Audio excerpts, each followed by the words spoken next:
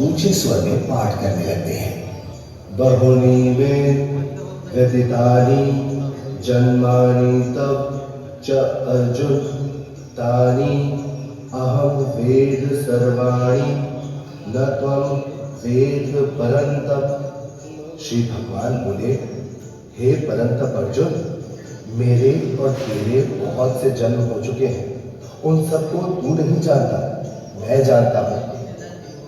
न तू एव अहम जातु न आसम न त्वं न इमे जनाधिपाः न च एव न भविष्यामः सर्वे वयम अतः परम।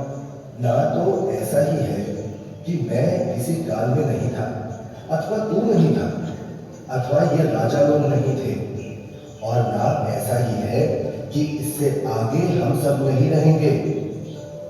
वैसे तो धर्मदास जी गीता जी के केवल एक साधना में रुचि लेता थे और अधिक पाठ करते हैं। कुछ देर बाद जब धर्मदास जी गीता जी को बंद कर माथे पर लगाकर रखने लगते हैं, तब ये महात्मा जी, आपका ज्ञान तो बहुत ही अच्छा है। आप कौन हैं? पहले तो आपको यहाँ कभी नहीं देखा। जीव हिंसा नहीं करते। जीव हिंसा करना पाप है, पापी पार नहीं होता। ये महात्मा जी, ये तो मैं बहुत ही सौभाग्यशाली हूँ जो मुझे आप जैसे महापुरुष मिले। अब धर्मदास जी कबीर परमेश्वर जी को अपनी पूजा साधना से जुड़ी हुई काफी सारी बातें बताते हैं। कबीर परमेश्वर यानी जिंदा महात्मा धर्मदास जी से पूछते हैं, ये सत्य, मैं परमात्मा के लिए भटक रहा हूँ।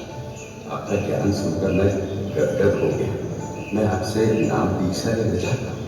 ये सुनकर धर्मदास जी मन ही मन काफी प्रसन्न होते हैं और कहते हैं, और ना ऐसा ही है कि इससे आगे हम सब नहीं रहेंगे।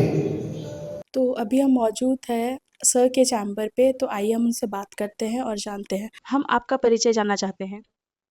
मेरा नाम Kunwar Marini, senior superintendent circle jail Koraput. Sir, आज जैसे संत रामपाल जी महाराज जी का आज एक दिवसीय का सत्संग यहाँ जेल पे हुआ, इसके बारे में आप क्या कहना चाहेंगे? आज हमारे यहाँ कोरापुट मंडल कारागार में संत रामपाल जी महाराज जी का सत्संग कार्यक्रम हुआ। बहुत सुंदर ढंग से हुआ। इसमें कैदियों ने भाग लिया था।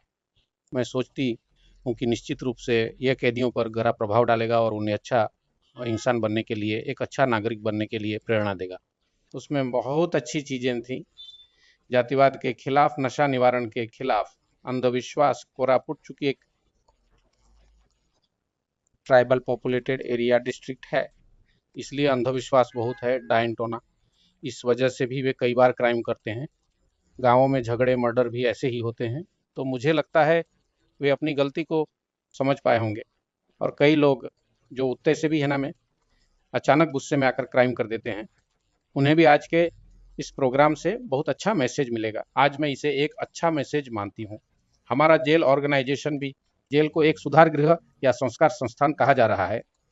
जेल के हमारे 3 मुख्य उद्देश्य हैं, 3R। एक है रिफॉर्मेशन, मतलब कैदियों को, बंदियों को, अपराधियों को बदलना, उनका मानसिक और शारीरिक रूप से उनको परिवर्तित करना, रिफॉर्मेशन। और फिर दूसरा है रिहेबिलिटेशन, यानी सामाजिक और आर्थिक रूप से उन्हें पुनर्स्थापित करना।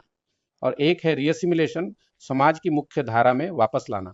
ये 3 जेल के मुख्य उद्देश्य हैं। यह जो कार्यक्रम संत रामपाल जी महाराज का है, वह भी इन्हीं लोगों को बदलने के लिए ही है, और से आज का यह कार्यक्रम यहाँ के कैदियों पर एक अच्छा प्रभाव डालेगा और वे खुद को एक अच्छा इंसान बना सकें। इसके लिए यह कार्यक्रम उन्हें एक आलोकित रास्ता दिखाएगा।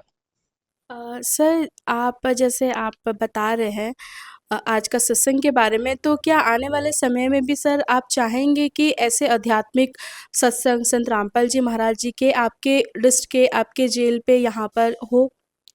निश्चित रूप से, मतलब हम स्वागत करेंगे। ऐसे बीच बीच में हमारे प्रोग्राम हो। संत रामपाल जी का बहुत अच्छा प्रोग्राम आज हुआ, आगे भी यह कार्यक्रम चलता रहे, हम यही आशा कर। आप लोगों के लिए दरवाजे हमेशा खुले हैं। आप जब चाहें आकर इस तरह के कार्यक्रम कर सकते हैं। यह निश्चित रूप से सिर्फ हमारे कैदियों पर ही प्रभाव नहीं डाल रहा, बल्कि हमारे कर्मचारियों में भी एक आध्यात्मिक चेतना जगा रहा है। सर एक आखिरी सवाल, जैसे संत रामपाल जी महाराज जी अभी अन्नपूर्णा मुहिम का एक बेड़ा उठाया है और उड़ीसा राज्य में भी उसका असर दिख रहा है सर। तो इसके बारे में क्या कहना चाहेंगे सर कि एक संत जो पूरे समाज को, पूरे विश्व को चेंज कर रहे हैं, जो खाने का सामान फ्री को दे रहे हैं। अभी जैसे रिसेंटली हरियाणा पे बाढ़ आया था, तो उस गाँव को पूरा संत रामपाल जी महाराज जी ने गोद ले लिया था। उसका असर हम उड़ीसा में भी देख सकते हैं सर, जैसे बरगढ़ हो गया, बरगढ़ में भी अभी रिसेंटली एक घर बना के दिया गया। तो इस मुहिम के बारे में क्या कहना चाहेंगे सर? निश्चित रूप से अभी भी हमारे यहाँ बहुत गरीबी है, जो ओडिशा की एक बड़ी समस्या बनी हुई है। उसके बाद यह जो अविभक्त कोरापुट जिला है, निश्चित रूप से अभी भी इतना डेवलप्ड एरिया नहीं है, अंडर डेवलप्ड है। निश्चित रूप से लोग बहुत मतलब गरीबी में रह रहे हैं, खाने को भी पेट भर नहीं मिलता, या उनका रहने के लिए भी वे लोग एक अच्छा घर नहीं बना पाते हैं। ये जो संत रामपाल जी महाराज के संस्थान के माध्यम से अगर उन्हें कुछ सहयोग मिल पाएगा, तो निश्चित रूप से वह समाज के लिए एक जी सर, आपका बहुत-बहुत धन्यवाद सर, आपका मूल्यवत समय देने के लिए। धन्यवाद। Thank you.